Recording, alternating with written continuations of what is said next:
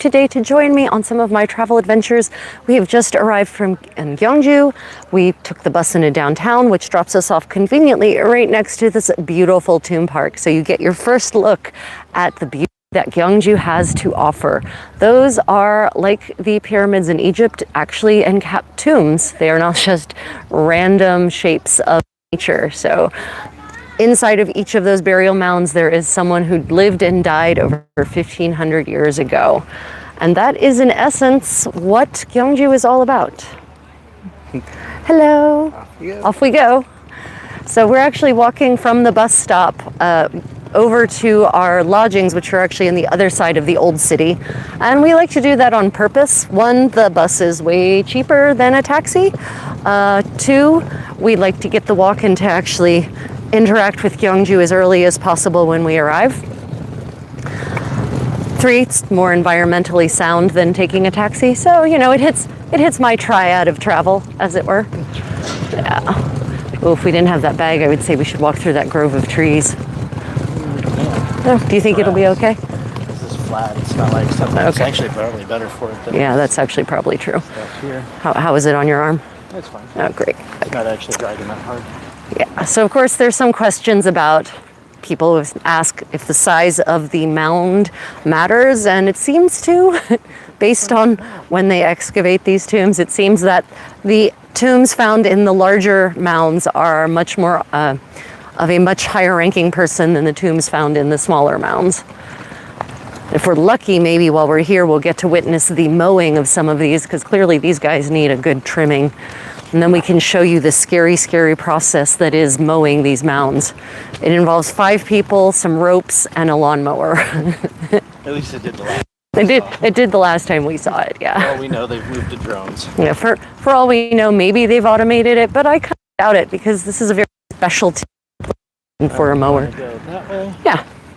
So if you have any questions about traveling in Korea, about Gyeongju, about traveling the world, in fact, just drop them in the live chat and we will certainly answer them. But for now, we're just going to kind of show you what it's like to be in this beautiful place. This is my favorite place to be in Korea, hands down. It's glimpses of things to come too, because this is the tomb. Oh, right. Yeah, we'll give you some glimpses of some of the other things we're going to be covering in more depth during other live streams that we'll be doing from Gyeongju over the next several days. This is another taster number 2, shall we say. Up here on kind of straight ahead and a little bit to the left, I guess. You can see the brown of the entrance. Is the first tomb. Mystery Mines.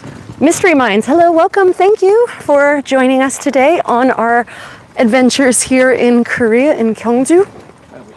The City of Gold, as it was known outside of Korea in the era when this was the capital. So that over there to the left is the... Can you not hear us? The light's on. Oh. Oh, no. Okay. Yep. There we go. Nope, we're not doing that. Stop. Thank you. Sorry, we've had minor baggage failure. Just give me a moment to reposition, and then we will proceed onward. Okay, great. So this is the first tomb that they actually excavated, as always happens. Where are we going was the question. Oh, we are heading towards our hanok stay, which is a traditional style Korean architecture style that has been actually built specifically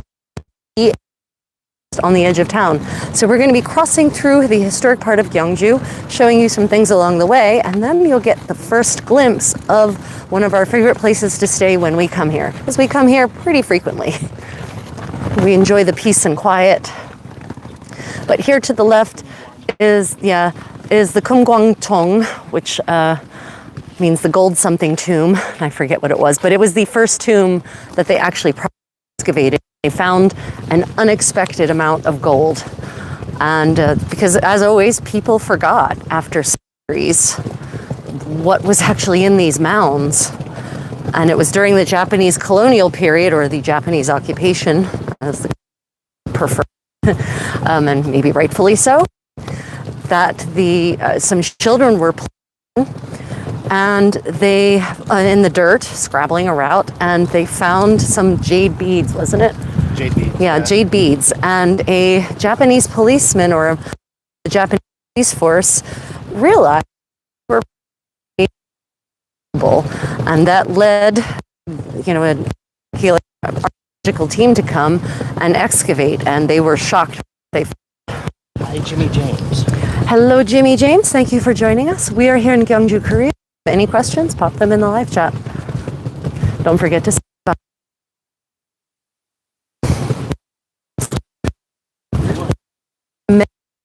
Here and just going down the main street, or we can go through.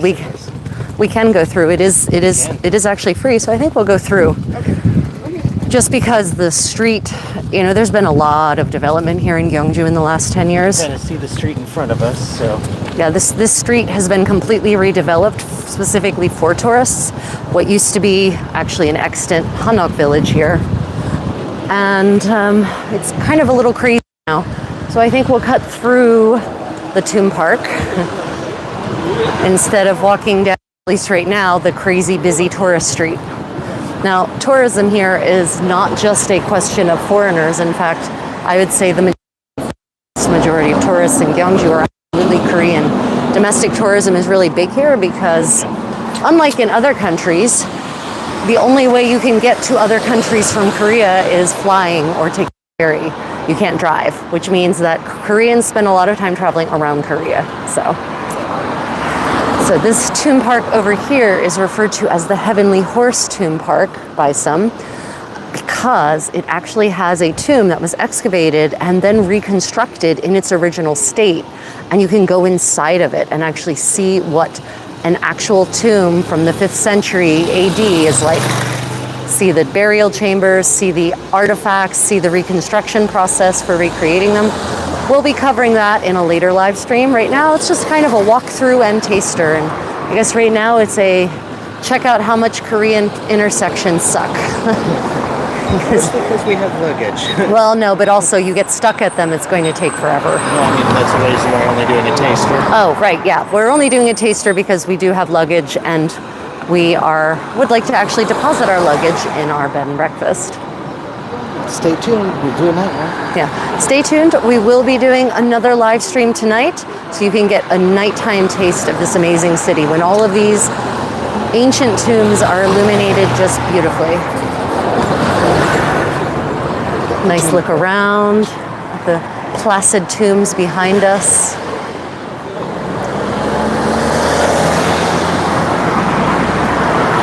Yeah, if you look at pictures of Gyeongju from 20, 30, 40 years ago, it's almost unrecognizable. Here we go. Fantastic. Another fellow videographer.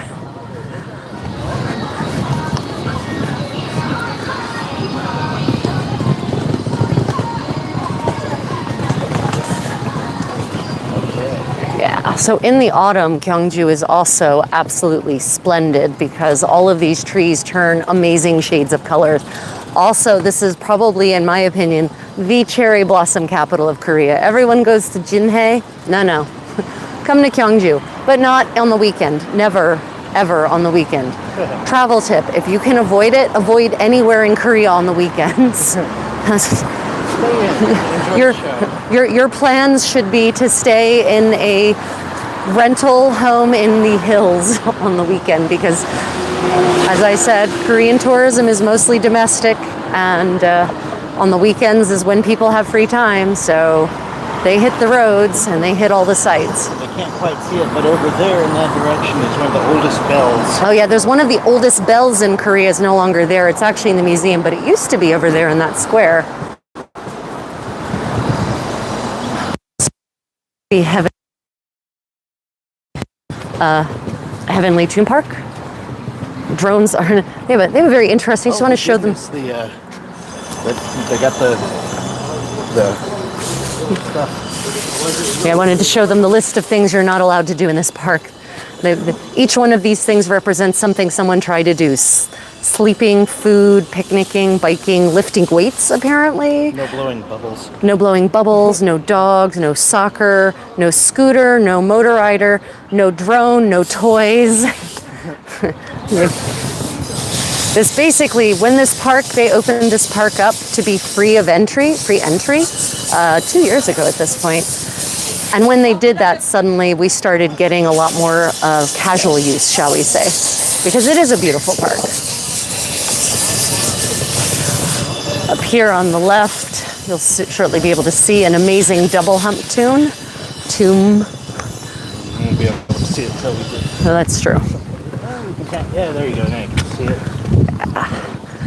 And here is a beautiful lily pond, which will eventually also have lotus blossoms. Or you just leave the bag. Oh, I can get it. Which eventually will also have lotus blossoms, but right now it is this beautiful lily pond. Yeah, just gorgeous. Can you hear me? Please let us know if you can hear me. There is also a lag sometimes on the live feed comments, so just keep that in mind. Yep. Sorry. So, onward. My microphone's definitely on. This is one of the most beautiful places in Korea. Oh, shit. Darn it. Didn't see the sign. The sign was too late. There was a sign. Okay, bad tourist, no biscuit. Yeah, we're up to date on all the comments. Yeah. But there's some really beautiful water lilies. Okay. Yeah, look at those beautiful pinkies. This is to our right here is the Chonmachon tomb, which is the flying horse tomb, the heavenly horse tomb, technically. Heavenly horse. Heavenly horses don't have wings. They fly because they are heavenly creatures. They don't need wings to fly. Remember, dragons don't have wings either in Asia. They don't need them. They are masters of the air. Found a hole. So yeah, we're just going through this lovely tomb park. The only part of this... Sorry about that, everyone. That will be bad. Apologize for what was a cacophonous sound on your end. The only part of this park for which you have to pay is to actually go into the tomb. But also note that you can actually rent, actually I think it's free. It might be a small amount. You can actually put on period costumes, roughly, vaguely from this era, and then have the photo experience, and you can go into the tomb in your costumes. In some places, you can rent historic or traditional Korean clothing, hanok as it's modernly called, and wear it for, usually 4 hours is the length of a rental. But in sites like this, they have sort of more immediate usage rentals where you use it in the space only and don't go off without it or go off with it. Yeah, so this is not going to be an in-depth tour. So we're just walking through so you can get an idea of what it's like here in Gyeongju. If any of you would like to see something specific as we're going through, just let us know and we'll take you to it. I should just start hooking the mic up to me so I can say hi to the people. I do love the flowers. Yeah, that was really good. Yeah, Korea really understands about creating beauty in a natural space. Well, pretty much anywhere. Korea is a very aesthetically inclined culture. This way, to the left. I think this one takes us by the front of those tombs that still have the ancestral gates and stuff. At nighttime, they have beautiful, haunting, traditional Korean music playing from the trees. Really creates a sense of mysticism here. So all of these beautiful hill tombs are lovely and also off limits. And there's a 20 million won fine for climbing them, which is about $15,000 US. Probably about 14,000 euros, depending on your currency of choice. I'm not familiar with the other exchange rates at the moment, but point is, they're very serious about no one walking and climbing on them because, of course, foot traffic degrades these mounds. The top layer is dirt. They're definitely not dirt all the way down. If you come with us on our Chonmachon tomb tour, our Heavenly Horse tomb tour, which will probably be, we'll do one tonight, maybe at nighttime. We'll see. Later on, then you'll get to actually see the layers of the tomb, and I'll explain how they're structured. It's a pretty sophisticated piece of engineering, but the top layer is absolutely still dirt, and it degrades it to have that dirt layer removed by the tromping of feet. Most of these Hill tombs have tumuli, as they're called. Most of these tumuli have not been excavated. I can't. That's okay. Most of these tumuli have not been excavated.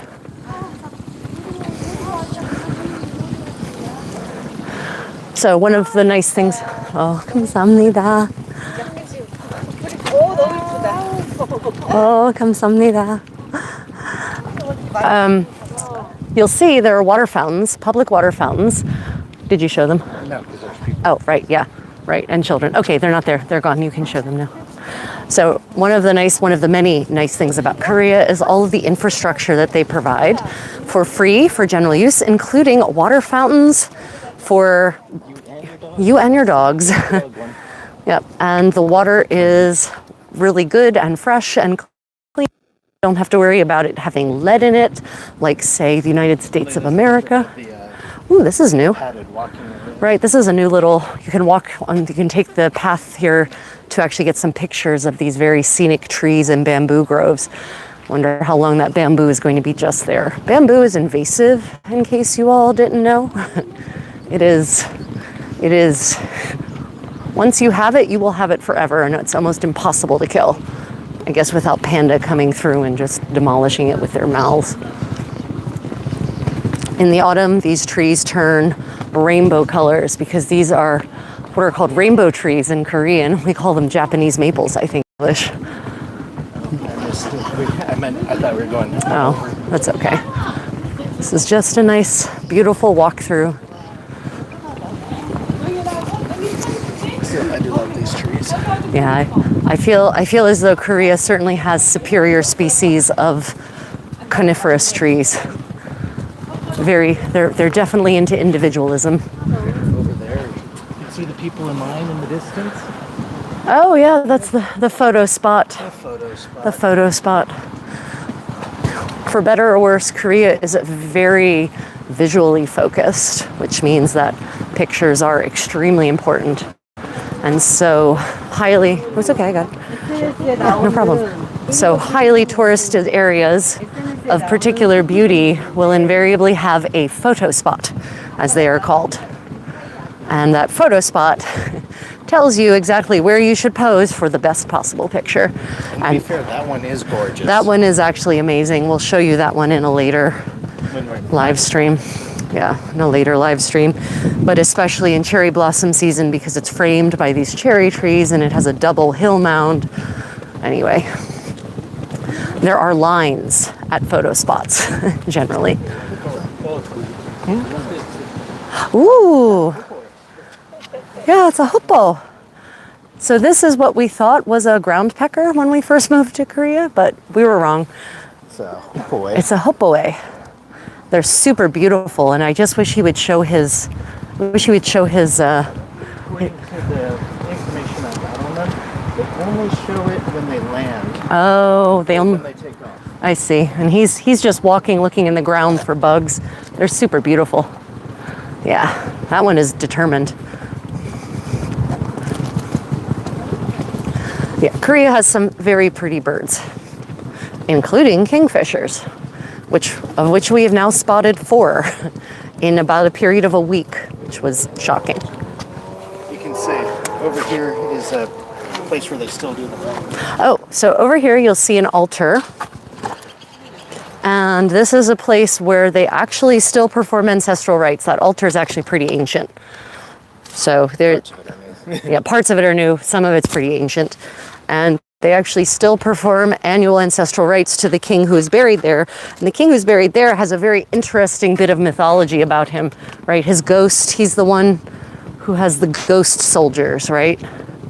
The ghost soldiers that appeared and won his war, and then they disappeared, and all that was left was the bamboo of their uniforms. Some part of their equipment was left behind. Now, granted, that happened in like the 6th century AD, so I'm pretty certain that there have been some augmentations to that story. But yeah, there's a reason this is one of our favorite spots in Korea. It's easy to get to, and it's stunning. and it's peaceful. You know, Korea is truly filled with beauties, but some of the most beautiful places are actually inaccessible if you don't have a car. Or unwilling to walk the huge distances. Right. Sometimes you can take a taxi out to it and get back. Yeah, so that is a thing in Korea. You can take a taxi to most places, but if you go to a really remote spot, it is likely you will not be able to find a taxi to come and take you back again. So traveler beware. We almost had that happen at Yeah, we've had that twice actually. We had that happen at the tea house. Oh, that's right. Yeah, couldn't get a taxi back from there either, and ended up having to do something suspiciously illegal, i.e. fit 6 people into a 5 seatbelt car. Shh, don't tell anyone.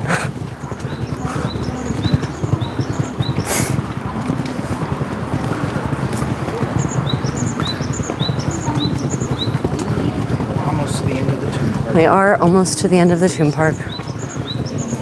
Yeah, I will say that many more people come here since they eliminated the entry fee. It wasn't expensive. It was only 1,200 won, which is not even $1 US at the current exchange rate. But it was enough. It doesn't matter. It was enough. It was very little, and it was enough to keep casual park goers out. But now that they've eliminated that, it's become a public park of choice, and it should. It's beautiful and it's peaceful. It deserves to be enjoyed. Okay, here we go through the gates. Love historic Korean gates.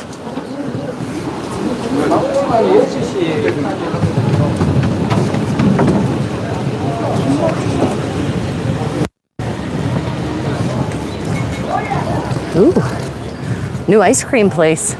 Look, handsome. I think that's new, the gelato place. Yeah, good to keep in mind. Oh yeah, the 10-won bread. So yeah, the 10-won bang 10-won bread is this interesting kind of waffle-like griddle. It's made in an iron, like a waffle iron, but it's shaped like a 10-won coin, and it's filled with this very stringy, melty, sweet cheese. So something I recommend every tourist try once. If they like it, they can have it again. I don't like it at all. It's not the right combination of texture and. Oh, you want to show them? Yeah. So that's what it looks like. They're about that big. They're not expensive.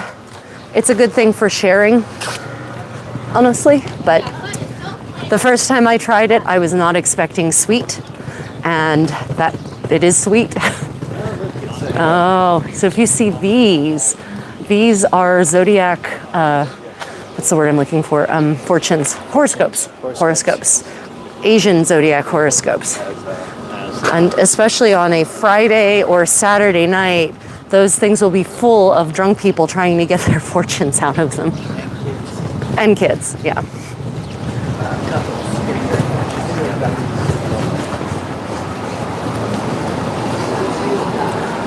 This is Gyeongju pang. Well, the little pancake ones are. Right, those are made with barley, and they have a red bean paste on the inside. A local specialty, highly recommended. Oof. Here are some of the more beautiful bathrooms in the world, built hanok style.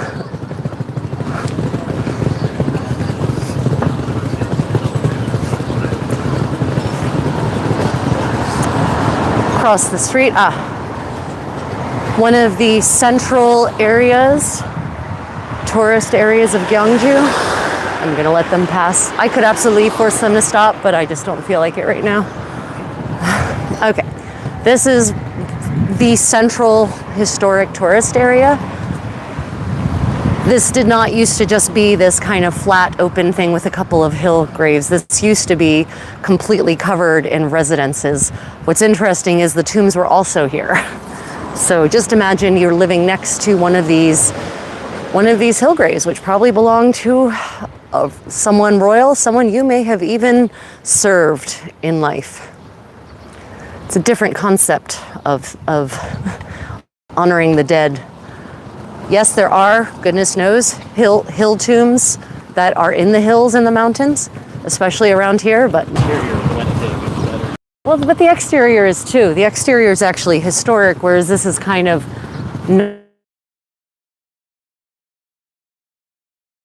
not. At nighttime, all of these are illuminated in stunning colors, and the forest behind it, and I know too many of you in, say, Europe or America, you're going to say, what trees back there count as a forest here in Korea? You have to understand the level of tree destruction that happened here during the Korean War. That's okay, got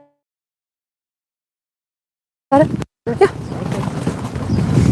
Man, that cameraman of hers is so drag the bag. No one will say that. So on the weekends and on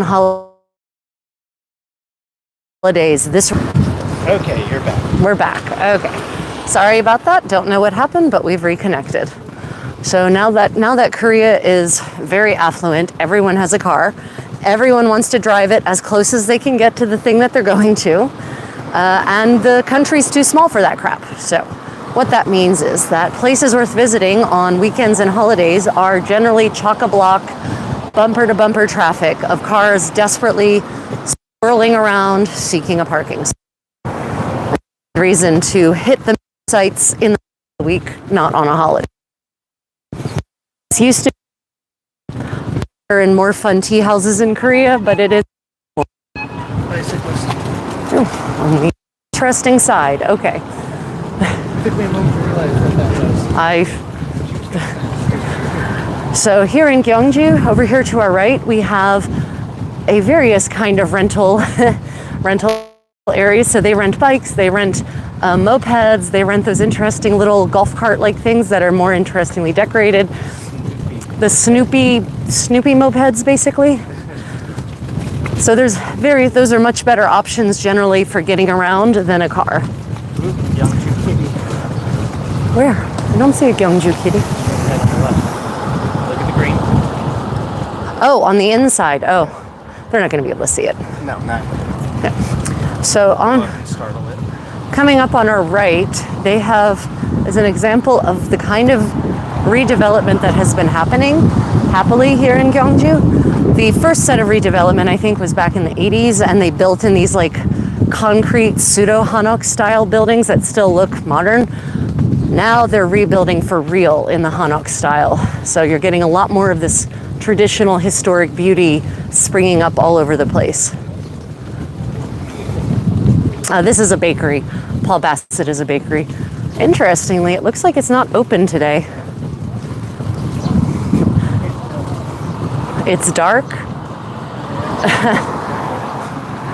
But it could be that it's the middle of a week, not on a holiday, and they've decided it's not worth being open.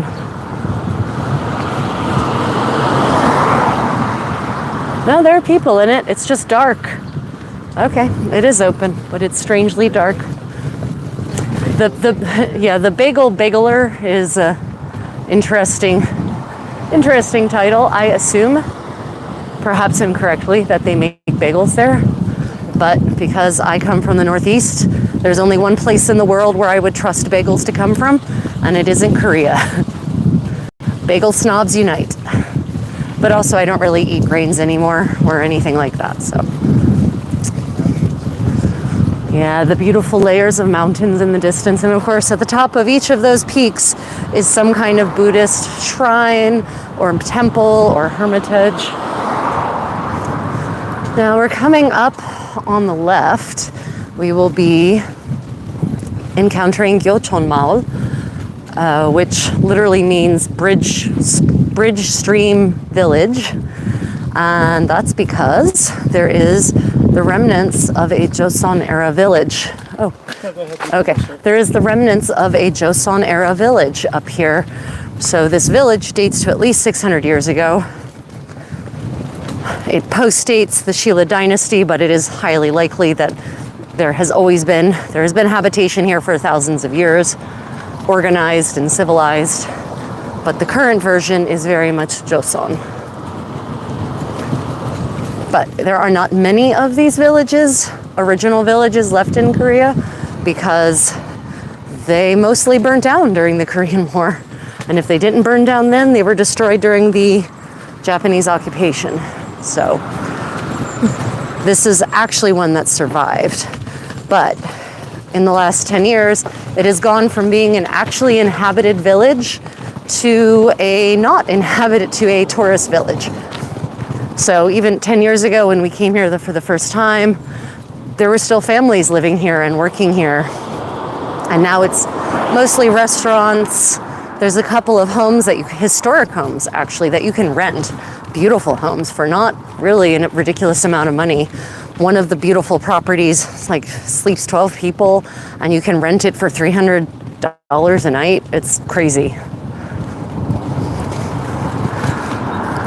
But it's still a very good place to come and get a sense of how people used to live here in Korea before cars. And also there's a lot of cultural experiences here in Gyeongju. You can do things like pottery painting, and they've got some other handcrafts. They also make a lot of traditional slow food products here, like gochujang, tenjang. Gochujang is the fermented red pepper paste. Tenjang is the fermented soybean paste, which is kind of the foundation of almost every Korean soup ever. And other items such as that. You can also rent hanbok here, costume style hanbok, I call them. They do have both Shilla style. So Shilla is the first millennium dynasty that ruled from here. And they have also Joseon era hanbok. Unfortunately, I only have Joseon era. Yeah, I might as well. Unfortunately, I only have Joseon era hanbok. So as we're going about tomorrow and the next couple of days, I'll be wearing my Joseon era hanbok. What I'm wearing now is kind of a melange of modern, Western, and Korean. Yeah, so. Where are we going? Sorry, you were heading hard left, so I followed you that way. All right, but this is just do a quick sweep to show them what's left of the village. Oh, our restaurant is definitely not open now. I mean, right this moment, anyway, which means it's probably not open for dinner. Not surprising on a Tuesday in May, but I had hoped. They have some of the best grilled pork belly on the peninsula. See if we can actually see the bridge from here. Right, so they have been, as I said, reconstructing many historic buildings here in Korea. And that back there is the bridge of, it's also called Wolgyo, the mountain crescent moon bridge, but it's also charmingly referred to as the bridge of filial non-filial piety. They pulled up the stone walkway. Oh wow, they're doing something completely different. That's unfortunate. It's one of the most beautiful parts of the river. Well, onward to our hanok. So across the street up here on the right will be one of the homes that has survived for about 400 years. And it is a kind of, it is still functioning as a sort of town philosophy center. I think it's only open to men though. Last time I saw it was definitely filled with men and no women to be seen. But basically there's a teacher who teaches Confucian philosophy, and they go and have lessons and discuss matters of philosophy in there the same way they've been doing in these lands for hundreds of years, basically.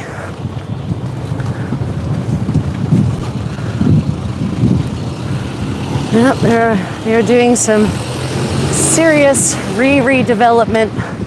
This river seems to get redeveloped so often. It's crazy how often they do this. Just this river. I don't know that we've ever seen it not under development, some capacity. What's crazy is this used to be all planted down here. I know. I guess they decided they needed to redo it again. Yeah, again. To the left, up that way, about a kilometer, a little over a half mile for those who speak Imperial, is the Gyeongju National Museum. We will be going there on Friday our time, which could be Thursday your time, depending on where you are. And that museum, oh, I got it. Stop, just focus.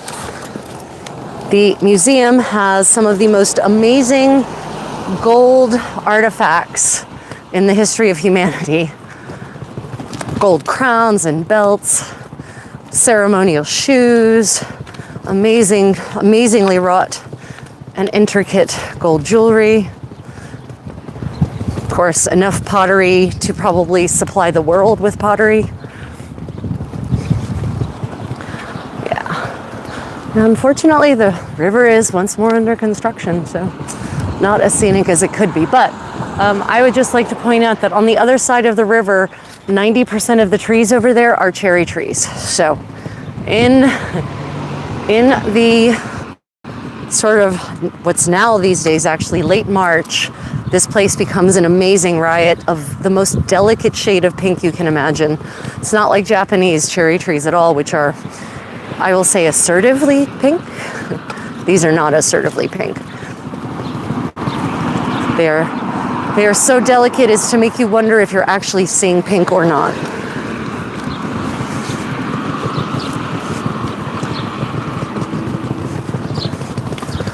Now out here, there are still several rice farms and other kinds of farms, but decreasingly are Koreans interested in farming, and especially not younger Koreans who see how hard the work is and also how little return the farmers get for it.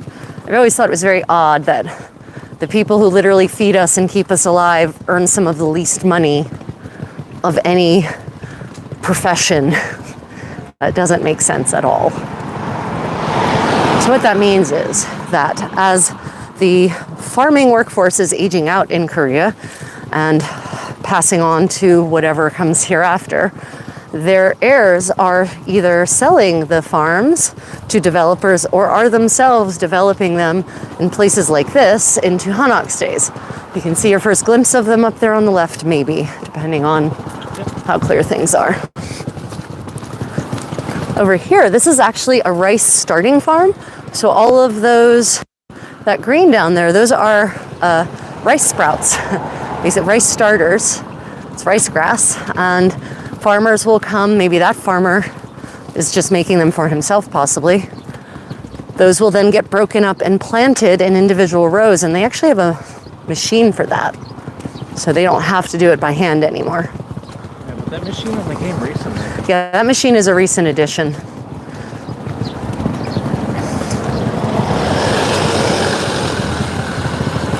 This restaurant has never been open anytime. Oh, is it? There's actually a person in it. Oh my God. That's crazy. I say it's never been open and now suddenly there's a human moving about it, or humans. But I think, but it's not open for business, see? They're doing stuff. So, coming soon to a country hanok stay near you, a new restaurant of some kind. We'll see what it's going to be. Yeah, so there is something nice about rice paddies, staying in rice paddies. There isn't much traffic here at night, so it's peaceful from that perspective.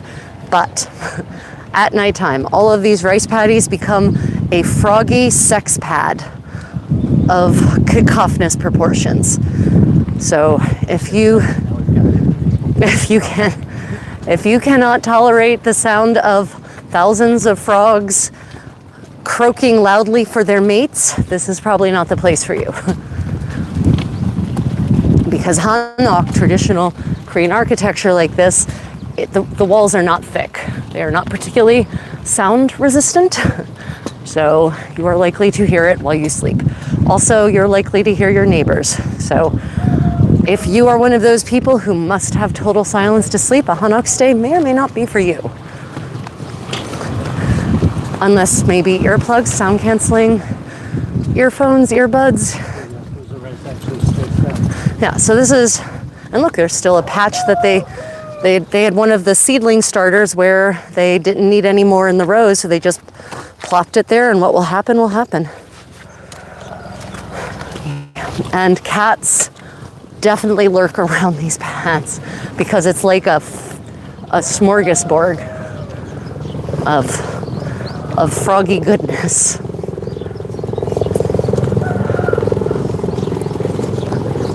No, I think we're in the second one. I might have to actually look up to verify which of these two we stayed in this time. Stop in front of one. Yeah, you can, stop in one, you can scan about. Well, that's unusual. We don't usually hear helicopters here. It's one of those fire watch ones. Okay, well, I mean, we've stayed here before, so. I think we're actually at Hwadamdong. I'm pretty certain. Well, let's go in and see.